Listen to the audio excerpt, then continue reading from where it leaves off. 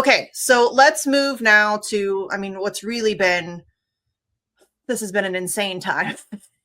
The situation with Israel and Iran. So this is something that really has been brewing for a long time, but it's really gotten hot and started bubbling over. So it's kind of a convoluted timeline, but can you just take us through briefly the last couple of weeks and the things that we have seen happening between the two countries? Yeah, yeah. So Israel started this war with Iran. I believe the date was June. I want to say June 13th, and it was 2 days before the U.S. and Iran were supposed to hold another round of negotiations. And Israel, this is something that they've been planning for a long time. We've seen reports that essentially it was decided last year that they were going to launch a war and attack Iran. They were just kind of figuring out when they were going to do it, and they wanted to get the U.S. on board and everything. And so, they opened it with this pretty significant attack, and they killed a lot of senior military commanders. They killed nuclear scientists, when they're sleeping at home with their families. Iran at first, took a serious beating, and then they were able to kind of get on their feet, and they started hitting Israel pretty good with their ballistic missiles, and it kind of turned into this back and forth. According to the numbers from the Iranian government, over 600 people were killed in Iran. And there's this like rights group that's based in the U.S., so I don't know how accurate their numbers are, but they say the death toll is actually closer to 1,000, and lots of civilians have been killed. But again, Iran was able to hit Israel pretty hard. According to the Israeli numbers, 28 people were killed, but it looks like Iran was able to hit some serious, sensitive military targets and sites and everything. And then the inevitable happened, which was the U.S. joining in and bombing Iran's nuclear facilities, which I think was decided a while ago. And then there was all this deception. That's another whole thing about this, is that there was the U.S. was using the negotiations with Iran as a cover as Israel was getting ready to bomb Iran. A few hours before Israel launched this attack, Trump said, I'm committed to a diplomatic solution. And then they bombed them. And then same thing with his airstrikes. He said, I'm going to decide within 2 weeks. And then a couple days later, he bombed Iran's nuclear facilities. And then the big question was how is Iran going to respond? Because Iran does have the ability to hit U.S. bases in the region hard. They could kill Americans in the region. And then where do things go from there? But they did what they did, similar to what they did when Trump killed Soleimani. They basically gave advance notice that they were going to attack the U.S. airbase in Qatar. They did it. Nobody was hurt. And then Trump said, all right, that's that. And then, the Israel and Iran continued to trade fire. And then there was the ceasefire. And we could get into the details about the ceasefire. It was a little shaky at first.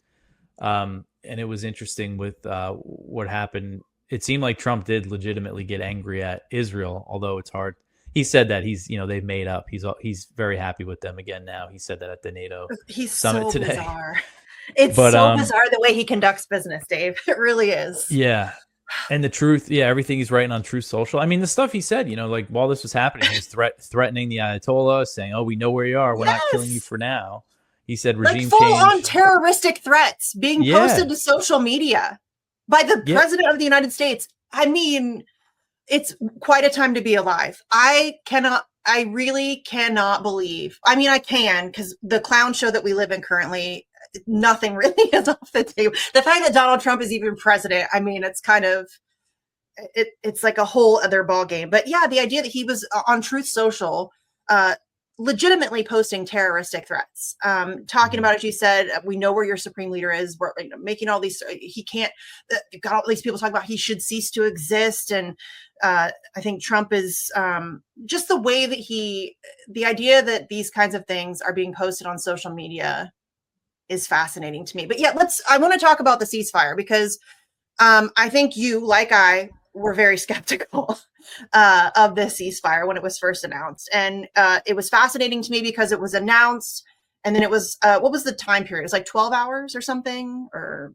whatever it was. It was weird because, again, Trump announced it on Truth Social, because the way he worded it, it made it sound like Iran would stop and then Israel would have another 12 hours to bomb them. But I think that just wasn't right. I think he just misspoke, like wrote it, which again, it's so strange. Yeah. But essentially what happened was Trump announced it. And as he announced it, Israel was bombing Iran. And then they really ramped it up and killed a lot of people. According to Iran's health ministry, they killed 100 people like in that night, which was potentially the heaviest bombing of the war. And then Iran hit them back, and they hit them back pretty hard with they fired like 6 waves of ballistic missiles. And I think Israel, and then like the ceasefire went into effect, and Israel claimed that Iran fired more missiles after the ceasefire. Iran denied it. According to Trump, it might have been an accident. It was like 1 or 2 missiles, and they were intercepted or they landed in an open area. But then again, and this is according to Trump and like the narrative we've seen pushed by Axios, Barak Ravid, who's a former IDF intelligence officer who gets all these scoops all the time. But according to their whole timeline, and what essentially happened was Israel sent up like 50 planes to go bomb Iran once the ceasefire was in effect, and Trump got mad, and that's when you saw him, cursing at the reporters. I have that video. Let's play that really quick because it was kind of interesting. He does seem genuinely pissed, but he is, an actor, so it's difficult for me ever to get a real read on him. But I'm sure people have seen it, but let's just go and play it for context here. This was Trump speaking to reporters about this. So it's kind of funny.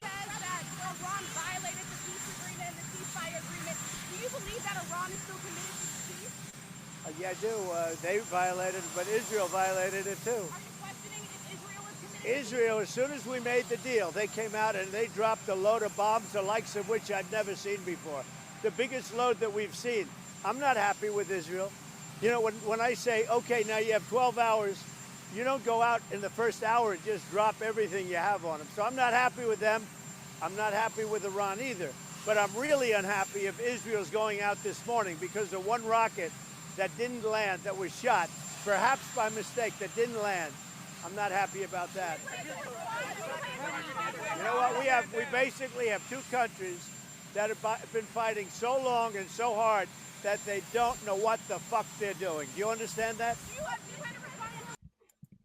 Honestly, I love that energy. Yeah. Don't know what the fuck they're doing. Not that Trump does, but I thought that was super interesting, and his kind of his attitude there, I thought was just interesting. And he seemed like more angry at Israel than Iran there, yes, which was interesting.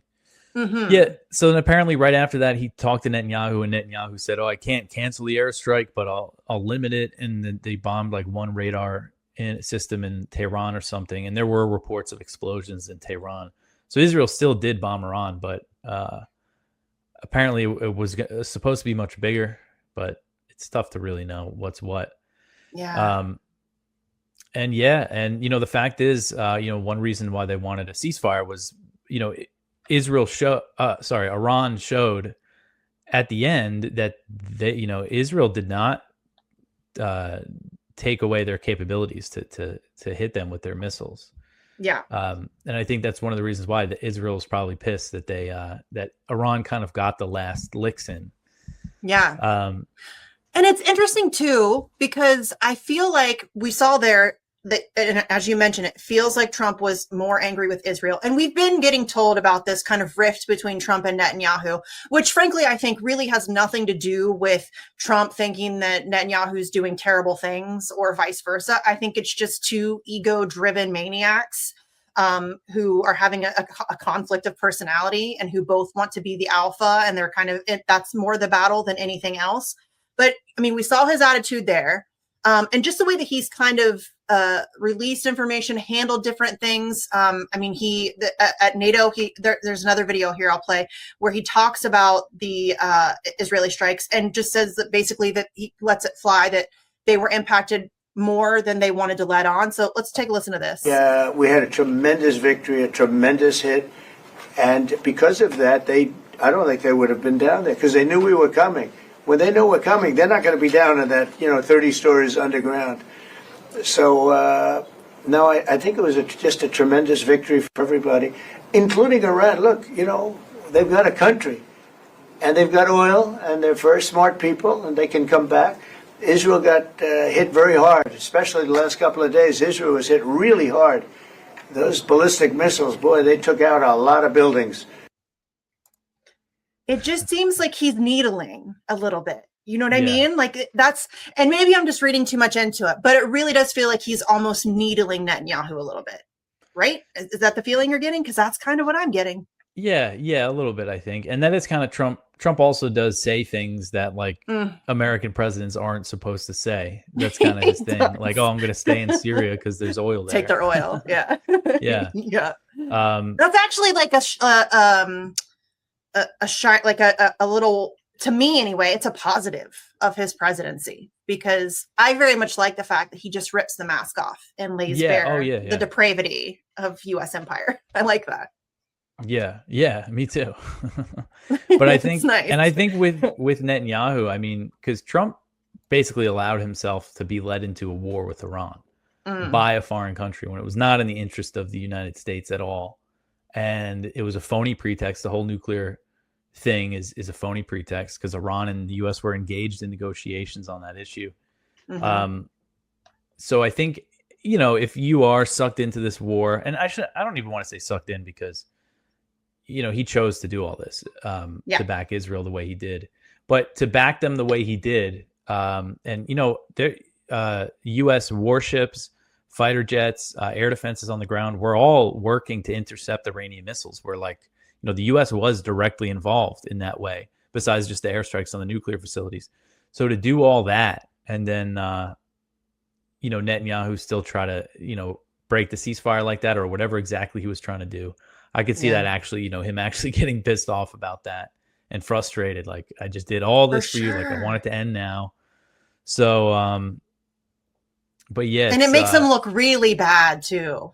I mean, when he comes out and he's like, yeah, I got the ceasefire. I'm part of the deal. I'm the guy, right? And then Netanyahu continues to drop bombs. That certainly doesn't look good on him. And it's just, again, I think it's very interesting. And I think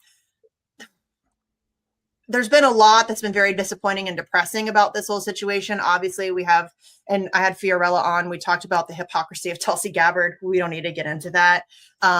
She's a hot fucking mess of an opportunist. I cannot stand her. She's awful. The idea that there are tweets of hers condemning this very stuff, and now she's falling in line with it. There was one tweet where she like calls out the hypocrisy of people following Trump blindly into a regime change war. And I'm like, bitch, you're doing that very thing right now. And she had the chance too. She had the chance. Like, I thought I had like a little hope there for a second when Trump said, oh, I don't care what she said. I mean, she had the chance to come out and be like, no, actually, there's no evidence they're building a bomb.